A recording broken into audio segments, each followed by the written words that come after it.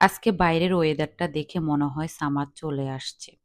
আমেরিকার সামার বলে কথা। কখন যে সামার আসে, কখন উইন্টার আসে কোনো টেরই পাওয়া যায় না। সবকিছু উলটপালট লাগে। হ্যালো এভরিওয়ান, আসসালামু আলাইকুম। কেমন আছেন সবাই? নতুন আরেকটা ভিডিওতে আপনাদের সবাইকে ওয়েলকাম। তো আজকে আমাদের এখানে দেখলাম অনেক সুন্দর একদম ওয়েদার ছিল। দেখেন একদম অনেক দিন পরে সূর্যটা উঠছে আর একদম পুরা আলোকিত হয়ে গেছে।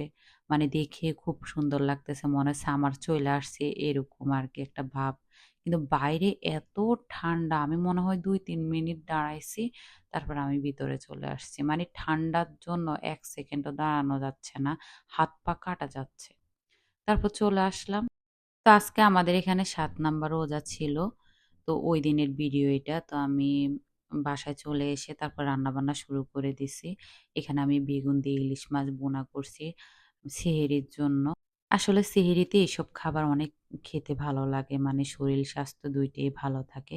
তো এখানে আমি ইফতার তৈরি করতেছি। ইফতারের জন্য আজকে হালিম তৈরি করবো। রেডিমিক্স যে রাঁধুনি হালিম মিক্সটা পাওয়া যায়, ওটা আমার খুবই পছন্দ। তো চিন্তা করলাম মানে হালিমটা অনেক ভালো হবে ইফতারের জন্য। মানে একদম বেশি তেলও না কিছুও না এরকম, কিন্তু মানে খাবারগুলো আপনার শরীরের জন্য ভালো। বেশি ভাজা পোড়া কিন্তু ভালো না। তারপরে আমাদের বাঙালি আনা, আমরা তো ভাজা পোড়া খাই। রোজা মানে আসা মানে ভাজা পোড়া, পেঁয়াজু আলুর চপ এইসব না হলে আমাদের ইফতার জমে না।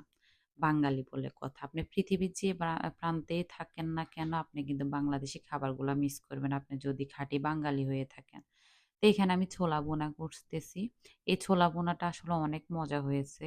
সবাই, বাসার সবাই এটা বলছে। আসলে সবসময় যেরকম করি মানে ওইদিনও ঠিক ওরকম করছি। কিন্তু জানি না কেন এত মজা হয়েছে। মনে হয় আল্লাহ একটা বরকত দিছে। তারপর আমি এখানে ফ্রুটস কেটে নিছি বিভিন্ন ধরনের। কেটে নিছি। এখানে শসা, পেয়ার, তারপরে হালকা একটু লেবু নিলাম, তারপর অরেঞ্জ, আম আর খেজুর। আসলে ইফতারের সময় আপনি যত ফ্রেশ খাবার খাবেন ততই কিন্তু আপনার শরীরের জন্য খুবই ভালো হবে। তার এখানে আমি একটা ভর্তা করতেছি, এটা ব্রোকলি ভর্তা। তো এখানে আমি ২ পিস মাছ ভেজে নিলাম। তারপর একই তেলে আমি গোটা, গোটা রসুন দিয়ে দিব কয়েকটা।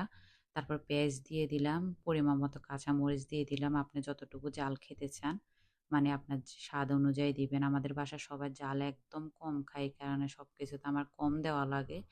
আর টমেটো দিয়ে দিলাম একটা।